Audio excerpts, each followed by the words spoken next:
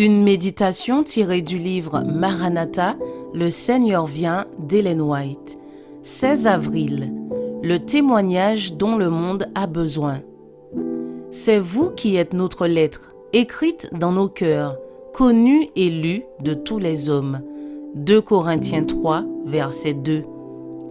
La transformation du caractère est un témoignage pour le monde de l'amour du Christ demeurant en nous.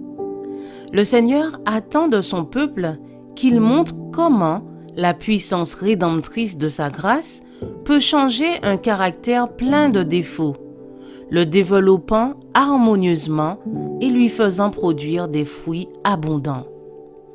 Mais avant de pouvoir participer au dessein de Dieu, un travail de préparation est nécessaire.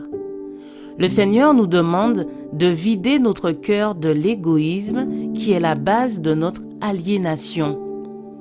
Il aspire à déverser son Esprit Saint sur nous avec abondance et nous ordonne de nous y préparer en renonçant au moi. Lorsque nous nous soumettons à Dieu, nos yeux s'ouvrent et perçoivent les occasions de chute provoquées dans la vie d'autrui par notre manque de foi en Christ. Dieu nous demande de nous en détourner. Il dit « Confessez donc vos péchés les uns aux autres et priez les uns pour les autres afin que vous soyez guéris. » Jacques 5, verset 16. Nous pouvons alors avoir la même certitude que David quand, après avoir confessé son péché, il fit cette prière. « Rends-moi la joie de ton salut, et qu'un esprit de bonne volonté me soutienne.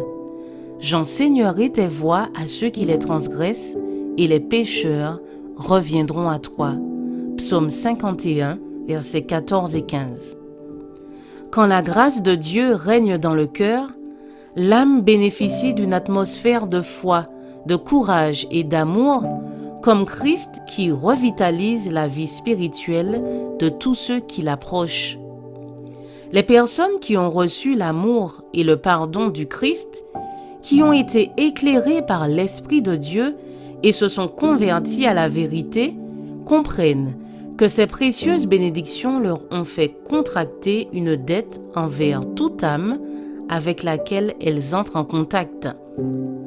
Le Seigneur utilise à son service les humbles de cœur pour toucher les âmes que les pasteurs ne peuvent approcher. Ils sont poussés à prononcer des paroles révélatrices de la grâce salvatrice du Christ.